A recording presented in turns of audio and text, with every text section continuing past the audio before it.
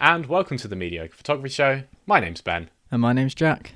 And today we're going to be talking about, well, lots of things really. We're going to be talking about some current affairs-y stuff that's in the news, Olympus, and also some things that have been going on with Vogue Magazine as well. But before we do any of that, I would like to welcome anybody that may be listening to us from our new listening platforms. Before this, we were only on YouTube, but recently we are now on Anchor, Breaker, Google Podcasts, Apple Podcasts, Overcast, Pocket Casts, Radio Public, and Spotify. So if you have found us from anything like that, then welcome. We are still working through like a little bit of kinks with show notes and bits and pieces like that, so bear with us. But all of the main info is going to be on our YouTube channel, which is the Mediocre Photography Show. So do go and find us there. I think after that shameless plug of self-promotion is over, let's move on to the photo conversations. And Jack, I think it's your turn to go first this week. It is indeed. This photo conversation's word was isolation. And I have to say, we were both a bit gutted about that, weren't we? Yeah, it was in fact, it was a much more difficult word than I thought it would be. I think you might have been in the same boat as me, because I when I thought of isolation, I thought, what can I do that's not already been done? Yeah, I was pretty much in the same situation as that. You know, I was trying to be very original with it, but it didn't work particularly great, if I'm honest. But yeah, let's talk about yours first. We'll come on to mine. I will go first. Well, apart from that blip that was me thinking about originality, I thought about isolation in sort of a alone, solitary confinement sort of way. And more specifically, obviously, isolation has trapped people in different ways. But for me personally, it was sort of, I got trapped in a routine. I'd go to work, I'd come home, I'd sleep, I'd go to work, and so on. And so, I wanted this picture to sort of give that feeling of entrapment and sort of trying to escape, right? And so I was going to have a picture of me on my bed, and I was going to have a sort of another figure in the picture. Mm-hmm. So I was going to have like a second picture and sort of edit them together of me peering around the door of my bedroom. Right.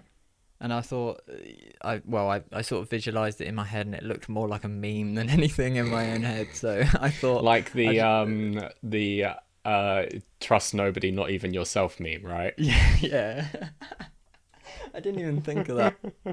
Sort of something like that. I think subconsciously you were there, weren't you? Yeah. But I thought, that would add to the sort of being alone, but like with your own thoughts sort of vibe that I was going for. Yeah. So I kept it simple and I just put myself on my own bed and just messed around with poses and stuff like that. So this is the end product. First of all, let me just say, I hate this picture. Okay. Well, actually, hold on. I don't hate this picture. I hate myself for allowing me to take it. So the first thing you might have noticed is I don't have any trousers on. That is the first thing that I noticed, yeah. Call me a pervert, but I decided to take them off because I was sat there and I was sort of, I obviously had shorts on as I normally do, but over the last couple of days I'd had like quite constant negative thoughts about how I looked, sort of that being trapped in your own body, it again played into the whole entrapment and isolation sort of feel of the image. I also obviously think that no clothes would have been better, was better suited for this image. I think, taking on board your advice from 2 weeks ago, I really need to decide when to wear clothes and when not to wear clothes to sort of improve the image. I had an idea of a harsh light. I wanted some sort of harsh light to sort of highlight my body and sort of represent like an escape, like the light at the end of the tunnel. And obviously I wanted to create sort of another figure, so I thought a shadow was a good way to do that. Yeah. Some things I liked about the photo. Again, the subtleness of the meaning. I think with these images, they're all very personal, so I think that's just going to be a reoccurring, like that I have with my images. the depressing atmosphere, it's got more of a personal atmosphere or personal feeling to the image. I think just due to the sort of, again, the simplicity, mainly for this one, the emptiness.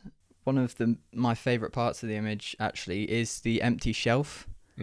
I sort of get that sort of feeling of like to live for as you got like nothing on the shelves. I also like the shadow figure. I think that worked quite well. I also like how it sort of looks like a different image. It doesn't. It feels a bit unnerving. Like that, you can't see my arm where I'm actually running my hand through my hair. You know, it's shadowed on the wall. Yeah, I really like that, and that worked quite well. And also, you know, how the shadows fell on my front or my side. And the overall tones of the image have worked quite well. If I were to reshoot this, which I genuinely think I might, because I obviously I left this till the last minute because I had no idea, but I actually like this photo. But for me, it's my foot. I don't know whether you can tell, but yeah, I did notice. Yeah. Oh my god. Man, fetishists are gonna have a field day with this one. Yeah. Well, I wouldn't. Yeah, that's right. We're objectifying men on this show now. You know, I changed the placement of my foot. I think that I was mainly concentrated on getting the shadow right, that I just like completely forgot how to sit properly. And so yeah, I think that's one thing I'd changed. And another dislike is that I'm in it. But apart from that, it works with my other images, and it feels in a weird way, it feels good to get my first nude out the way. Hopefully more to come. No. Well, it won't until a word comes up, and hopefully the next word won't be nude, because that would be outrageous. Yeah. No, I completely agree with the analysis of the photo. Yeah, I think you sort of hit the nail on the head with everything that you said there. It's quite difficult for me to add something more to it. It works well within sort of the narrative of the word. It works well within sort of the general thematic approach of it. The only thing that I would say, and you're going to hate me for saying it, is I don't think that the nude works well in this photo. No, you're kidding me. You think I should have been wearing shorts? Yeah, I do actually. Oh. And the reason for that is to do with, again, how the consistency of the sequence works. And it goes very much from, close, close, close, close, close. And in some of them, close, and it's very obvious that it's close. And then it goes into, one random photo. Now, if this is the start of a sequence or a series of images where the nude continues throughout, then yeah, absolutely. I think that that's going to be something definitely to work with. And it also is going to work with how we sequence these photos sort of in the end as well. I don't think it would necessarily be a good idea to sequence these chronologically, have it as word 1, word 2, word 3. So my answer to this is certainly going to change if more photos like this are going to be produced. However, as a standalone, and if this is the only one that you take in this sort of series, it's not going to work, and it will definitely stand out for that reason.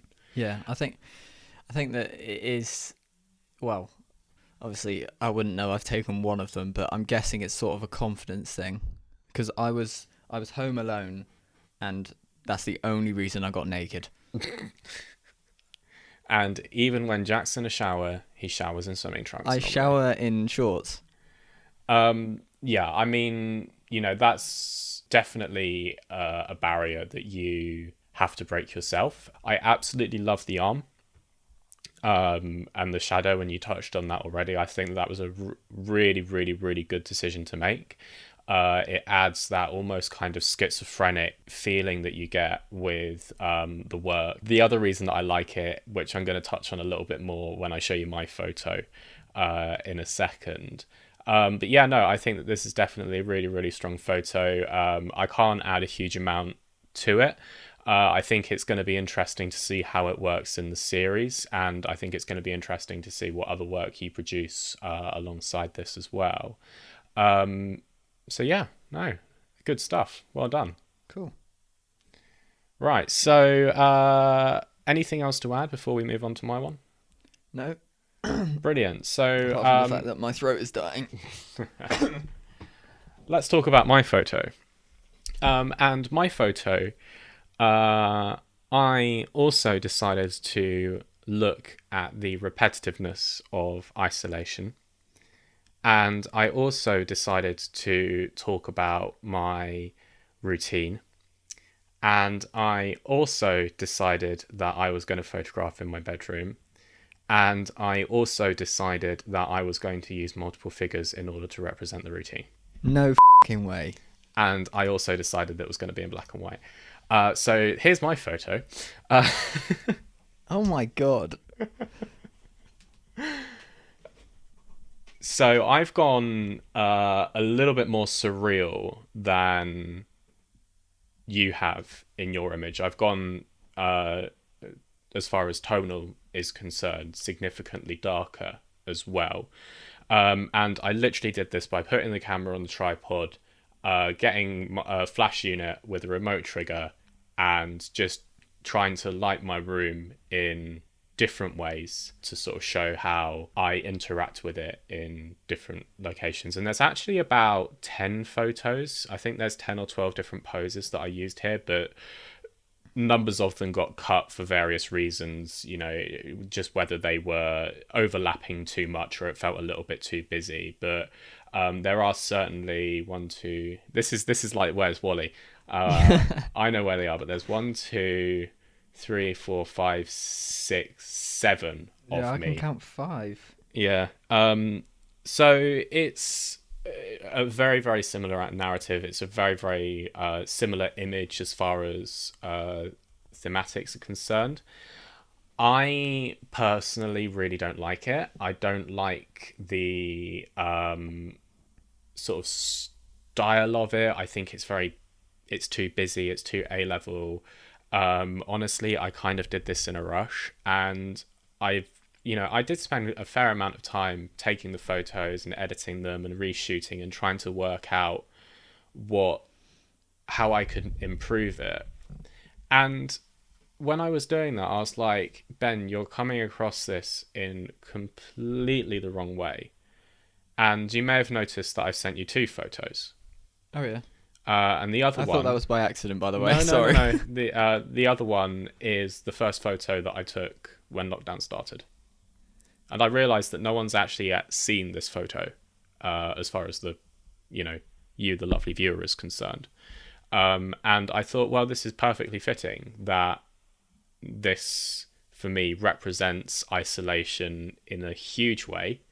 You've got, again, I'm a real big fan of it at the moment, but you've got the the wood hut, that little Cub Scouts make. Oh, yeah. You've got these giant, great big beech trees, but they're very distanced apart.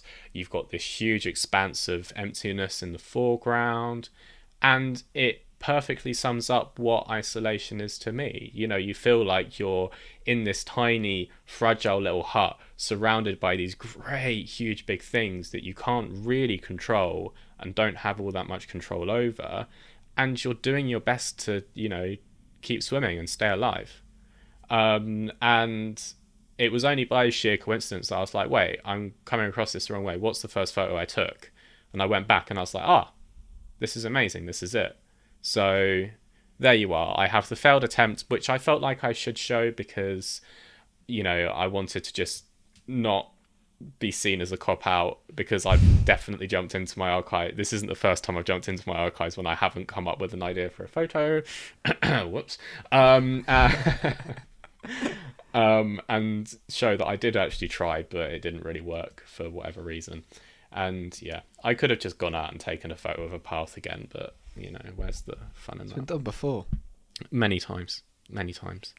Well, I think you're right with the with your self-portrait. I'm going to call it a self-portrait, Ben. You are now a self-portrait photographer. Yeah, well, I thought that you've been doing it for so long that I should play catch-up by photographing myself 8 times in the same shot. Well, no, not to be outdone, Yeah. I think you're right. There's too much happening. Yeah. especially with like the one on in the middle. I think that just draws my attention straight away. Yeah, definitely. But I was meant to be playing PlayStation with that one, but you can't even see the controller. I think I tried kneeling on the other side of the bed, but it just looked really unnatural. Like, but yeah, no, I like the idea, but I am obviously one for archives and old photos and you know reasons for using them. hmm But I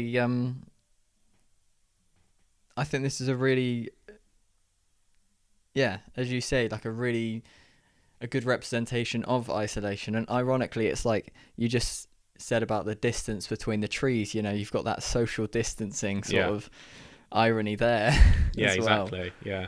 But weirdly, I the one on the right was a bit lighter. I don't know whether they could work together. Maybe. The only other reason that I don't like both of these photos is because they're both in black and white, and up until this point, I've shot it all in color. However, Boo. I do know that location. I can go back there and reshoot it in color if we, do ever sort of do a bit of a reshooting Yeah. project with it. So there is the potential there to work with it. But I absolutely love this shot in black and white, man. I Yeah. really do. It's I could just glorious. imagine it being blown up big. Yeah, exactly. Like it's proper. Like it's almost a little bit Hamish Fulton, I think. Without blowing my trumpet too much. Um, so yeah, so those are the photo conversations for this week. Jack, I think it's time that we choose a new word. Right. You ready? I am born ready. The word is faithful. Faithful. You like? Yeah, I could work with faithful. It's a bit of a positive one. Yeah, We've had a couple of negative words. we've had all but negative. I mean, Jack, let's be honest. You'll find a way of turning this negative. I will. There's I no, will. there's no denying that whatsoever. Yeah, my brain will like roll a deck to something. Yeah, yeah. You'll be Yeah. like, oh, do you remember that one time that she wasn't faithful to me? Here's a photo of me sat sad on my bed Crying, yeah. while I contemplate this thing that happened 5 years ago.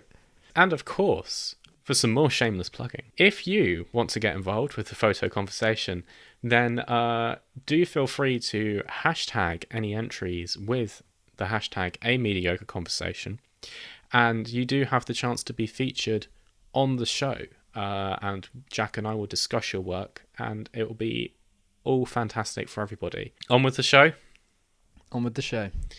On with the show. And we've got a bit of a news-based show for you guys this week. There's been quite a few things that have been happening in the world of photography. And the first one that we're going to talk about is a little bit off kilter for us, as we generally try and avoid sort of more camera talk and focus more in on photography talk. But that is the fact that Olympus has decided to close the commercial camera wing of their business. And this is a very interesting conversation for us. It's been quite widely reported in the industry, so I'm not going to go into a huge amount of detail as to how this has happened. And there are plenty of videos out there and plenty of articles that I'll link to in the description on the situation surrounding it. But I wanted to give my opinion on why this has happened. And this is coming from somebody who's both worked in the industry as well as somebody who is a consumer of cameras as well. That makes it sound, I hate that word consumer. It makes it sound like I eat them. I mean, to be fair, not far off, but No. yeah. I have thoughts on this, and I think that the biggest nail in Olympus's coffin was very much to do with where they position themselves in the market, and they wanted to see themselves as the camera for the influencer. Now, there's a bit of a problem with that. The first one is that cameras aren't still set up to work very well for the influencer. A great example of this is how quickly it takes me to take a photo on my phone and put it up on Instagram. Literally seconds. However, in order to do the same thing using my camera and the Wi-Fi functionality, which involves turning the camera on, taking a photo, turning the Wi-Fi on the camera, turning the Wi-Fi on the phone, waiting for it to pair, opening up the camera app, downloading it from the camera onto the phone, opening up the photo gallery app, and then uploading it to Instagram that way, I timed myself, it took about 3 minutes. And people can't be asked to do that. I can't believe you actually do that. Sorry. I cannot believe you genuinely tried that. For science. Science, yeah. It's a complicated mess. It was a very complicated... My life is a complicated mess. Yeah. But, you know, manufacturers are trying to work around this, and they've got Bluetooth connectivity now, but it's still not great. And I remember the first iteration of SnapBridge that came out, which was Nikon's solution to this, and it just refused to work. It was the most janky thing ever. And then we talking slightly more in this conversation of technical issues and technical things that Olympus ran through. The quality of the cameras are fine, and I'm not going to go into the intricacies of which camera is better than what camera, because who cares? But one of the things that I will mention is the menu system that Olympus stuck with absolutely heinously until 2017. And the menu system on their cameras are universally hated. And some camera menu systems are. Take Sony, for example. Again, a really, really complicated menu system of a camera. But the difference is that Sony markets themselves to the professional, and they market themselves very much to the techie know-it-all kids on the block. Whereas Olympus, they have a more complicated menu system than Sony, and they're marketing themselves to people that are used to using iPhones. And say what you will about Apple, but their user interfaces have always been bloody brilliant. So you have that issue as well. And then we move on to the next issue, which is the fact that phones are getting better and cameras are, generally speaking, for the entry-level price tags or the medium-level price tag, are staying the same. Now, again, we can get into this big debate of, cameras are still going to be better than phones, and I completely agree with you. For me personally, as somebody that knows the first thing about photography, my phone is never going to come close to my camera, and I've got a camera phone with one of the best cameras on the market, or arguably, and it doesn't even touch it. What my camera is capable of. But this is the problem, that if you're putting your photo straight up on Instagram and social media, nobody cares. They are so used to seeing the fake bokehs that you get already. They're so used to seeing the overly saturated tones. They're so used to seeing everything that a phone camera produces. And the fact that Instagram compresses the absolute living hell out of anything that it puts up on its servers anyway. Just, the camera doesn't really have a place in that market. And especially when you're having to jump through all these hoops in order to work out how the system works in the first place and get it off the camera onto the phone so you can upload it to Instagram like that. My recommendation for people who may be, owning a successful camera company who are coming to this podcast to listen to some advice on where they should go next is, how can we avoid the slippery slope that Olympus fell down? How can we bridge the gap between the camera and the phone? And I honestly think, first of all, I should say, is that this is the key to success. The first manufacturer that can successfully bridge the gap between the camera and the phone are safe. So, here's my solution. Instead of trying to make your cameras more like phones, what you need to do is make your phones more like cameras. There's a funny joke which I heard, which sums this up quite well. So a daughter is being taught by her mum how to make a Sunday roast. And when they're preparing the meat, the mum says, and a very important thing you need to do is cut the end off the meat.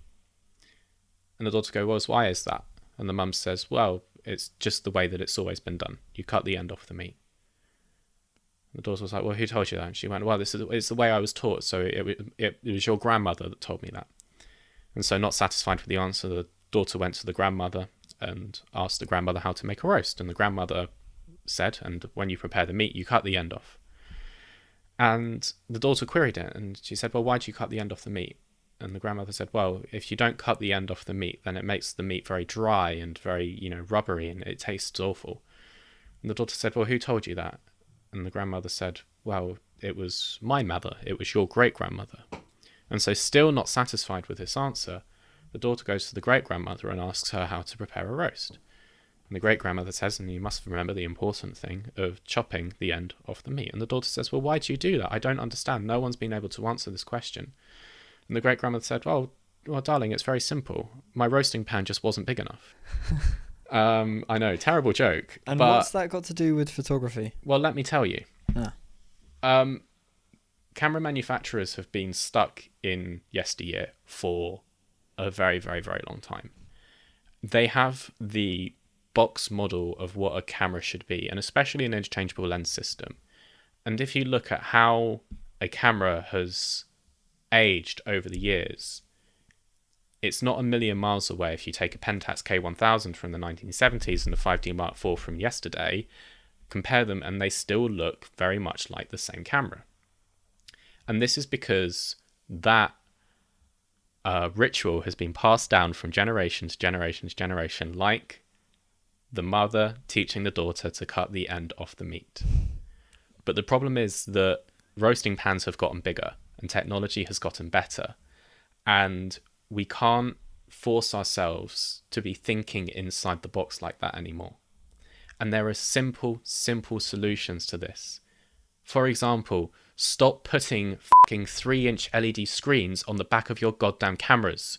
Put a 10-inch screen like every other system that has a screen interacts with, okay? And while you're at it, why don't you put on cellular? Just put on some data signals. It requires a cheap SIM-only SIM card. You don't even have to put a physical SIM card slot in there. Virtual SIM cards exist now. Hell, camera retailers could sell the SIM-only deals. They're set up with finance and credit options as it is. And guess what you're going to then use those SIM cards to put on? Maybe social media? Like perhaps Instagram or Snapchat or Twitter or Facebook, and integrate those in. And this could be either way. You get a stripped down version of Android to do this, or you could just make your own operating system completely from scratch. But there needs to be an option for you to use your camera and upload it straight from the app. You can't be relying on two systems to do this anymore. Well, you can do it with printers, can't you? You can print straight from the... Yeah, but it's the same problem, Jack. Yeah. That you're taking your camera and you're having to get that photo off the camera and do something else with it. Oh, right. It needs to be integrated on one system. It needs to be easier. Exactly. And you can have this camera as an interchangeable lens camera with a really, really thin pancake lens on it, micro four thirds sensor, that'll be fine. Or you can have it more as a compact camera. But you need to integrate it more to how a phone works. And the next thing you need to do is you need to advertise hard and you need to advertise dirty. And you need to show what it's actually like to shoot on a phone camera. And that's the color issues when you zoom in. That's the rolling shutters. That's the grain that you get. It's the blown out skies. It's the digital zoom. It's everything.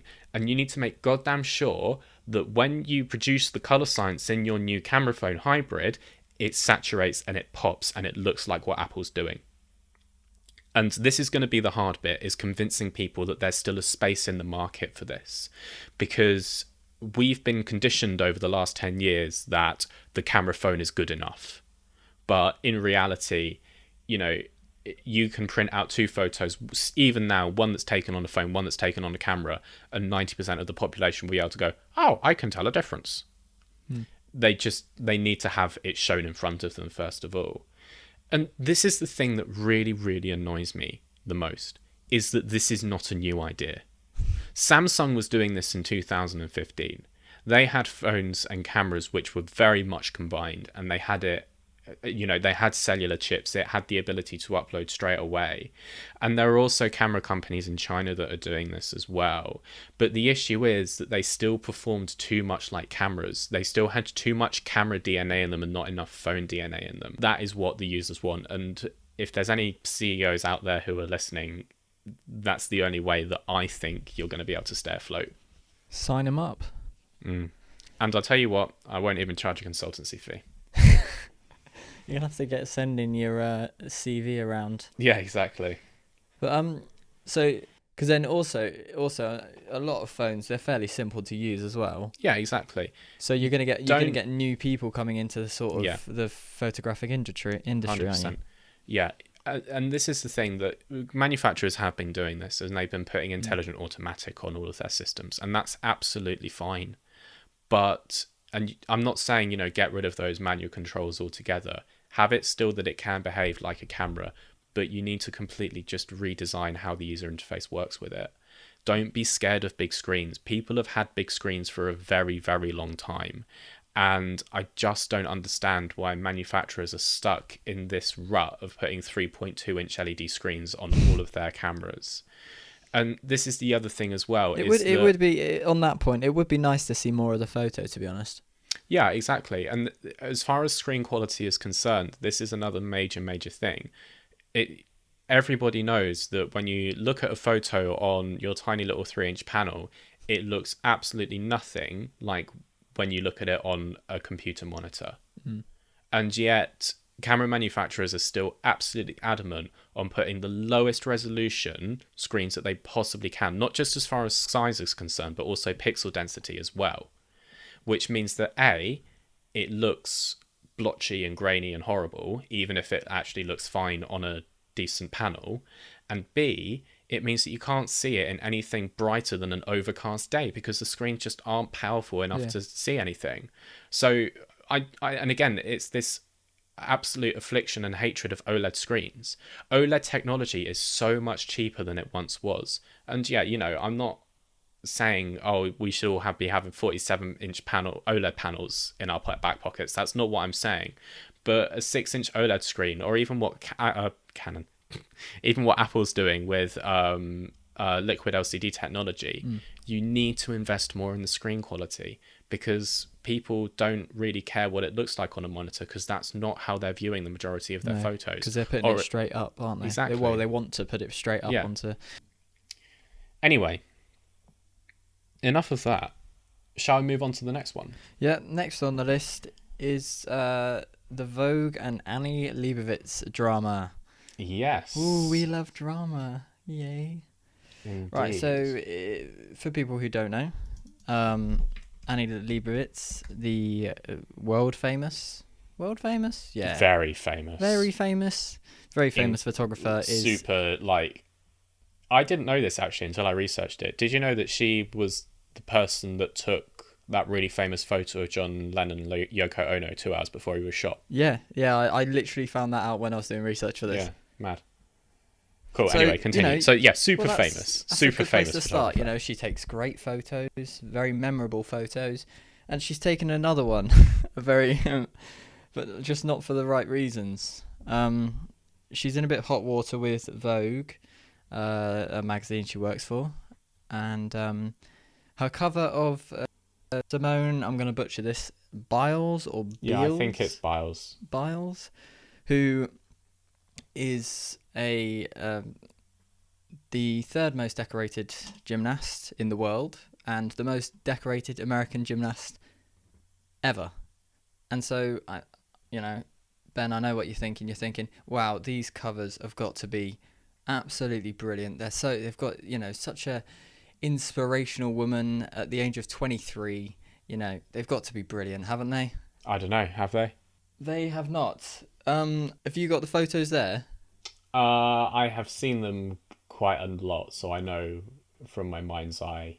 Yeah, she's in a lot of hot water because she has completely butchered the photo shoot of Simone Biles, and there's a lot of people saying that she's misunderstood the model. She doesn't know how to work with black subjects. Can I just interrupt you here? Yes. Why do you think the photos were bad? In your opinion, In my was opinion, it the content? Was it the lighting? Was it the narrative? What was it about the photos that you didn't like? well, do you know the Annie Leibowitz, the ones she took of the Queen? Yeah. The amazing photos. Like she uses like the background really well in like telling the story of the subject. And in these, I know it's a cover, so you haven't got that much space and that much room, but you're expecting one of the top portrait photographers ever to take a better photo than that. And I think that not only was it, it was. I think people were complaining, and I think I sort of agree with. It was the lighting of and the editing that has on the cover I'm looking at the minute is it's matted her skin rather than sort of making it glow and making it pop, like. And but there's one that's even worse inside it where Simone Biles has got her hands on her hips and she's looking down and there's just nothing. It seems lazy, like she hasn't done anything to it. And I think that has just aggravated people to a point where they're genuinely like having a go at not so much Vogue, but having a go at Annie Leibowitz, who I didn't realise has a masterclass. You know the masterclass things? Mm-hmm. Yeah, nobody's watching that anymore, are they? It's just a shame because I'm guessing, I don't know, I've never been on Vogue and I doubt I ever will be, but I'm guessing to get on the cover of Vogue is a sort of dream of some people's, and to have such an inspirational person as Simone Biles on there, it must be absolutely devastating that the people that look up to her are not thinking about, how inspirational and powerful and great she looks on the cover and throughout the magazine. We're talking about the photographer and how such a poor job that she's done. I disagree. Okay. What do you? And I'm Have going to you? tell you What? why I disagree on a couple of points that you've made, but also why I agree with the overall point that this is ultimately a negative thing. And there are a few questions that, when I was sort of researching the story and looking at the photos, there are a few questions that I asked myself.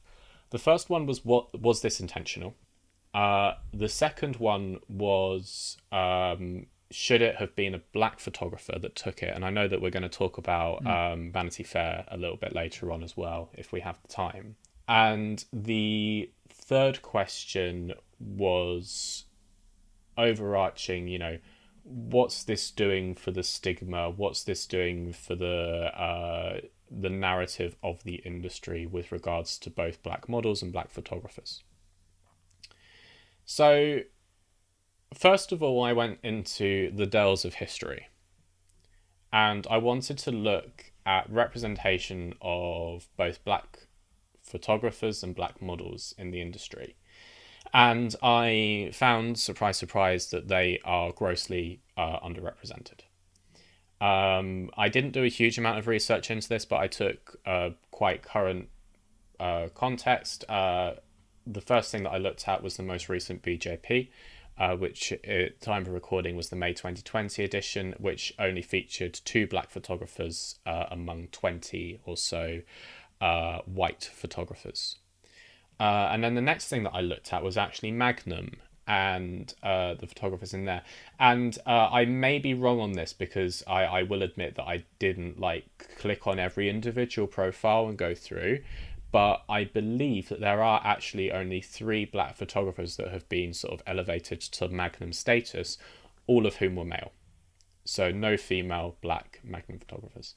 And I admit that this isn't the largest data set, but for the brief argument that I'm making on this, it's fine. So we establish that, and then we establish as well quite easily that black people were underrepresented throughout the history of photography, and there are a couple of different case studies that I looked at for that.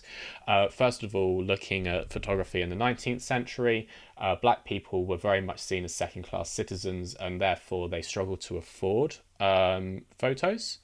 and sort of going into the photo studios in the same way that middle class white people did.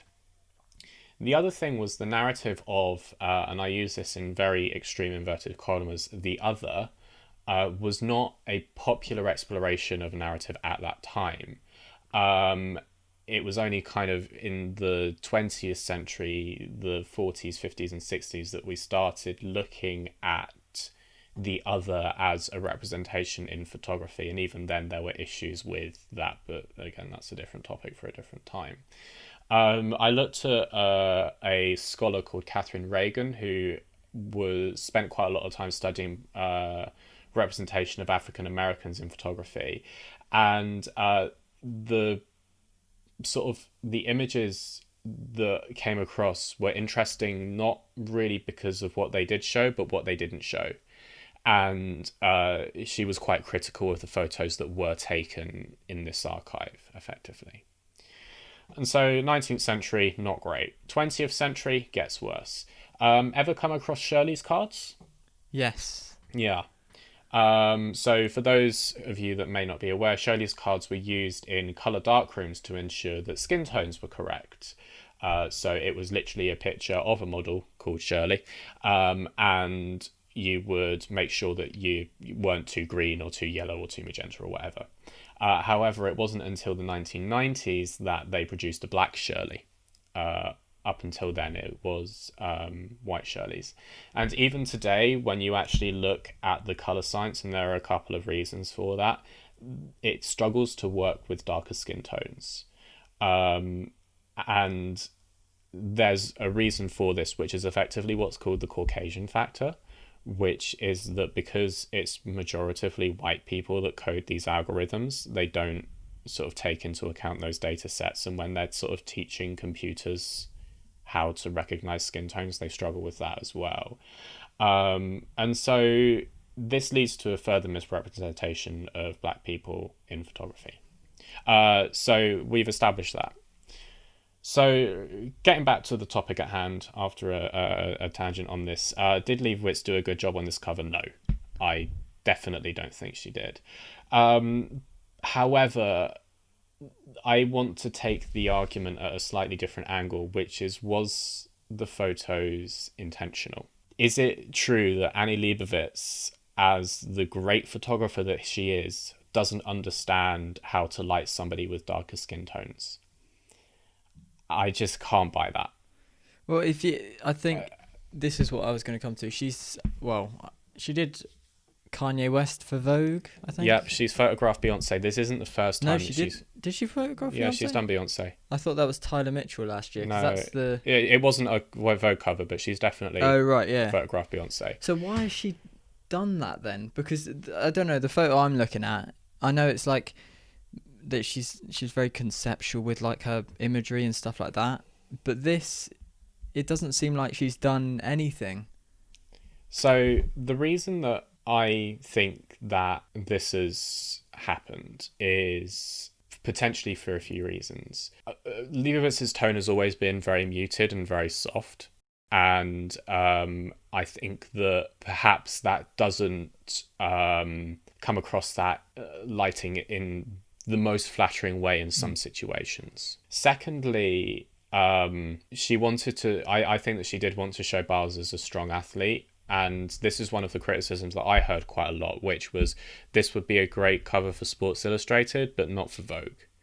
And, you know, it's sort of showing, a criticism that I got was that she was showing Biles in a very masculine way. And let's come back to that later. However, I think the reason that this didn't work well is because there's no context to the images. And that's the reason that it fell down. I have a really, really, really hard time believing that this was down to, again, inverted commas, a technical issue, or, you know, Leibowitz didn't understand how the lighting worked. I just can't buy that from somebody of her experience. You know, I do think that these were intentional photos, but because there was no statement being issued of, I was trying to show her in this light. I was trying to create this narrative with her. I was trying to make her look like this. I was trying to make her look like that. And because there was no dialogue, literal dialogue between the model and the artist, it adds to that controversy, and it kind of buries the truth a little bit deeper there. It then further adds to this issue of, well, you know, black people are misrepresented in photography. Black models are misrepresented, and I know she's not a model, but I'm using it as, you know, the fact that she was on the cover of Vogue, but they are misrepresented in that as well. And so when you're working with that, you need to make bloody sure that your work is safe and it's PC, and you're not trying to be experimental, and you're not trying to be, you know, a bit risque with what you're doing, without issuing a statement alongside it saying, well, you know, this is what I was trying to do. And then the final point that I wanted to make with this was begging the question of, should it have been a black photographer that took this image? And the reason that this kind of ends up in the debate is that a couple of weeks after this cover launched, Vanity Fair, I think boasted is quite what they were trying to do, but it didn't come off cross as a boast. Did you see their Twitter? Yeah. Oh my goodness. And they were like, oh yeah, this is good to know. This is the first black photographer that's ever been featured on our cover. And it's like, this isn't something you should be celebrating. Yeah. There was apparently a paragraph in the, and I get how important like it is, but there was a whole paragraph by, I think, the editor saying about, you know, the photographer and how he was the first black photographer for Vanity Fair. But again, yeah, it doesn't, you know, you can't boast that after being around for like, I don't know how long they've been around. 100 years. 100 years. Yeah. Well, there you go. You can't boast that. Sorry, I'm just because the name is escaping me. Oh, Dario. It's Dario Calmese. Calmese or Calmese. Yeah, but true. Great fun. Yeah, sorry, Dario, if you're listening. So I didn't want to touch on that tangent just yet, but should it have been a black photographer that took this image? Absolutely, categorically not. No. Because it adds to a third wave of segregation that is created, and it adds to a really negative narrative, which is only black photographers can take photos of black models, only white photographers can take photos of white models, and that is a massive, massive step in the wrong direction. And the reason that people are scared of talking about it is because it's a taboo subject still. And, you know, speaking from personal experience, if I was asked to do a studio shoot with somebody and the model had darker skin, I wouldn't know how to light it, right? And that comes from ignorance of my part. But this is the thing, that there needs to be more open discussion on A, why that is, B, how we can do it properly, and C, what the model actually wants to get out of the shoot. What stereotype do they want to be either enforcing or creating? And that is completely up to the model and completely up to the context of the photograph. And the reason that this is a taboo topic is it's because it's still pointing the finger and going, ha, that's different, right? But it comes down to the context of, ha, that's different, but I want to understand why.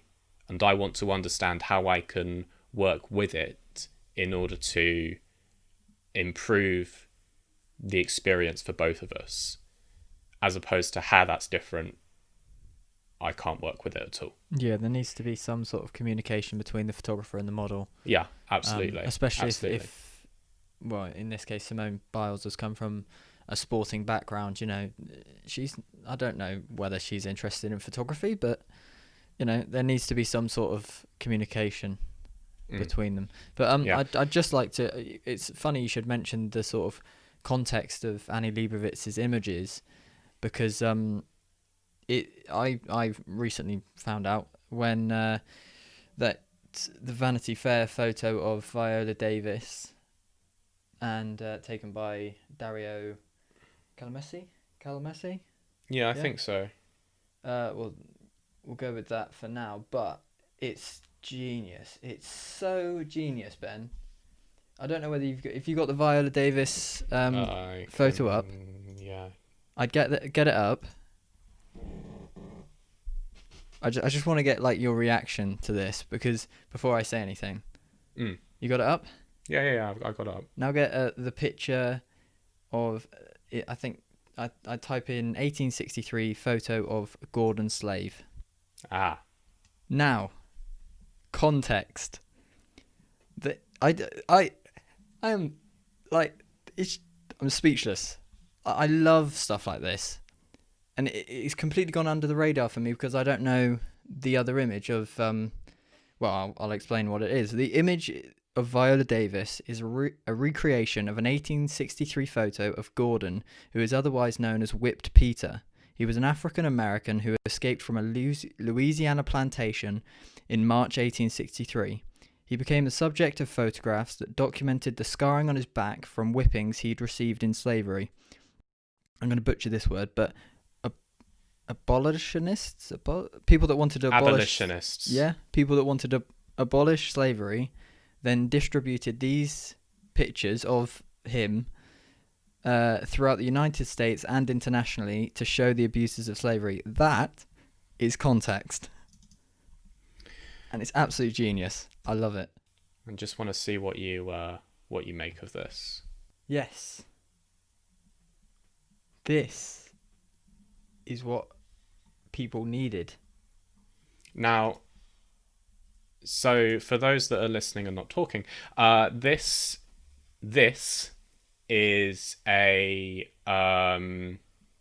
tweet which is comparing one of the Vogue pictures of Simone with a Black Madonna picture, which is taken in the painting, which is created in the 13th and 14th century, which is depicting black people as angels, biblical, divine beings. And again, it completely changes and completely alters the context of the photograph for that. And all of a sudden, when you compare those two images, it makes the photo, you see the photo in a completely different way. Now, the reason that this didn't work is because in no way, or at no point, did Leibowitz or Biles turn around and say, this is what we are trying to recreate with this shot. It's left completely up to interpretation, and this tweet only got retweeted 27 times, and it is, just a fan of the of Leibowitz who came across that. So again, it sort of adds to the whole narrative, which is that context is very, very important. I like the the Vanity Fair stuff. I think, it works. It works very well. However, does it work as well if you remove that context?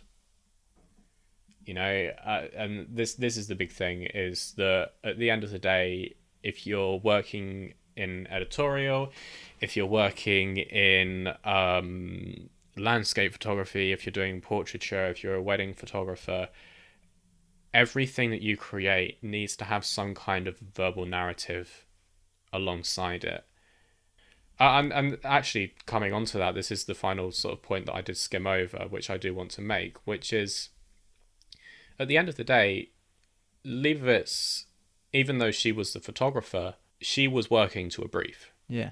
And as was Biles. And it was the editors at the magazine that had a vision for this, and they knew what they wanted to put in. And again, I don't want to, pass blame or this or that or the other, but we do need to at least entertain the possibility that Leibowitz went, these photos are shit, I don't Yeah. want you to use them, and the editor just went, sorry, we're out of time, or no, this is what I want, and it went from there. Okay. So this is the thing, and without that context of Leibowitz saying, oh yeah, this is what I wanted to happen and didn't, or Leibowitz saying, this is the narrative that I wanted to create, and actually, oh, I created it really successfully.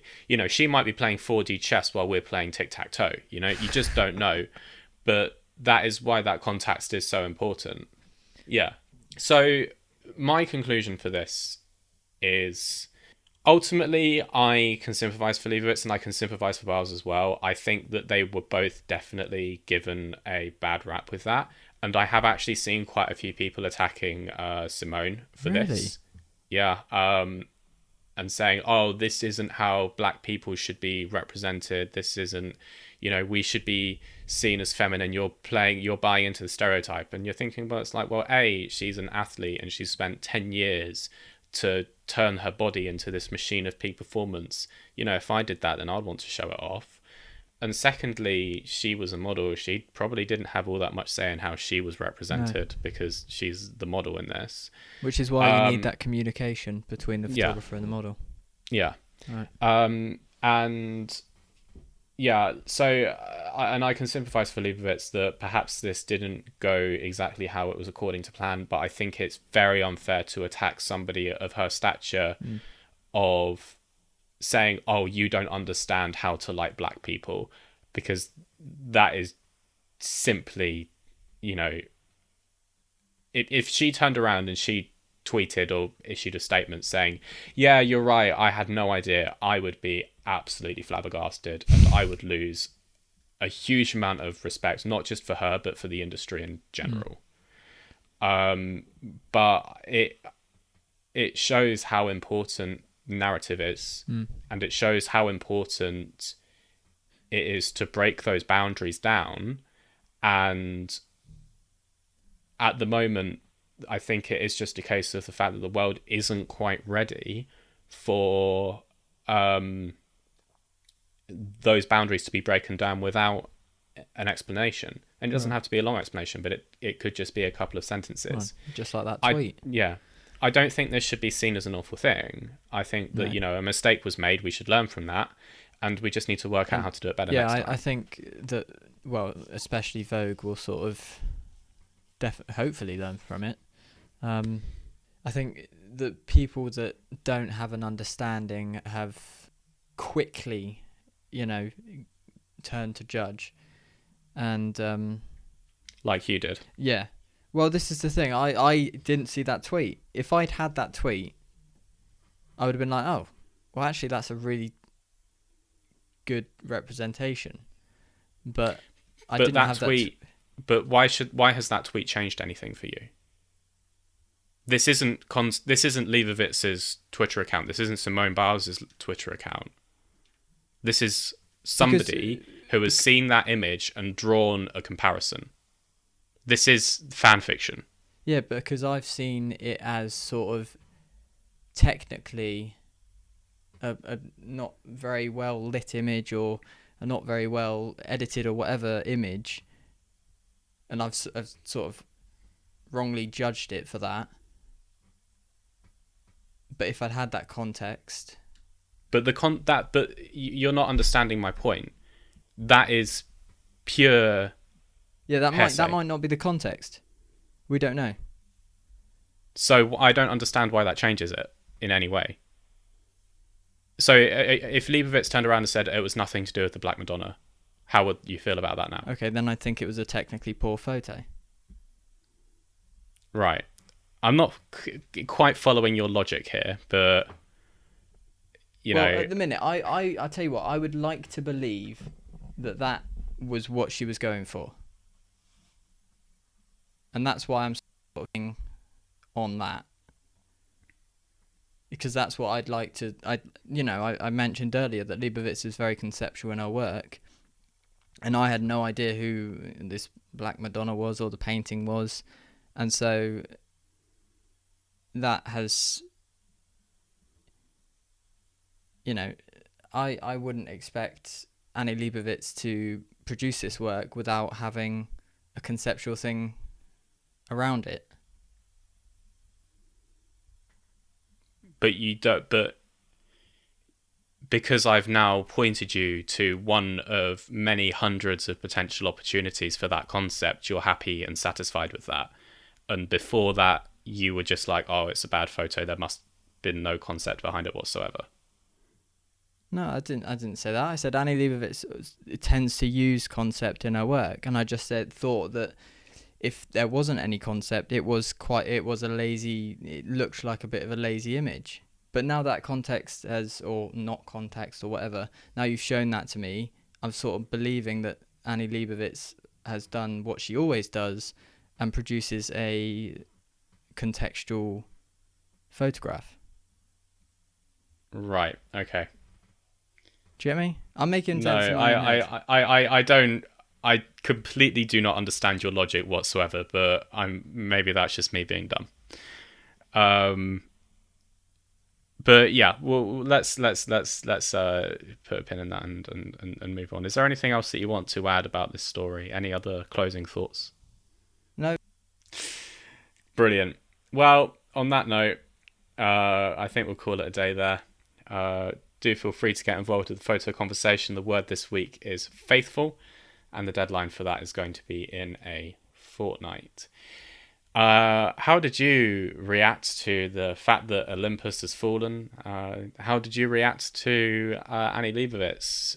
Can you explain to me what Jack was talking about when he was talking about the context of the work? Because I'm still completely at a loss. Stumped. Please do let us know in various comment sections and stuff like that. The other thing that I should say as well is that if you are listening on Apple Podcasts, do give us a rating. It does actually help out a significant amount, or so I'm told. So please feel free to do that. And if you're listening on YouTube, then please give us a like and a subscribe, and you can hear when more work does come out as well. The other thing that I should mention to anybody that are listening on podcast channels is that we don't just do podcasts. We are men of many talents, and occasionally we'll do shorter form YouTube style videos as well. So again, please do feel free to head over to the Mediocre Photography Show YouTube channel to check us out. With that being said, if people liked Jack's photographs and want to see more nudie photos of him, where can they find those? That'll be at Jack Henderson Photo. Or Pornhub. And Ben, if they liked your images, and wanted to see more by you, where can they find you? Well, you can find me at a Ben Bullman Photo. And if you liked the show and want to see some behind-the-scenes bloopers, outtakes, general conversation, and be notified of when new photos do come up, where can they find that? That'd be at the Mediocre Photo. Fantastic. Well, with that being said, enjoy the rest of your weekend, and we'll see you in the next episode. Tatty bye. Cheers. Nice.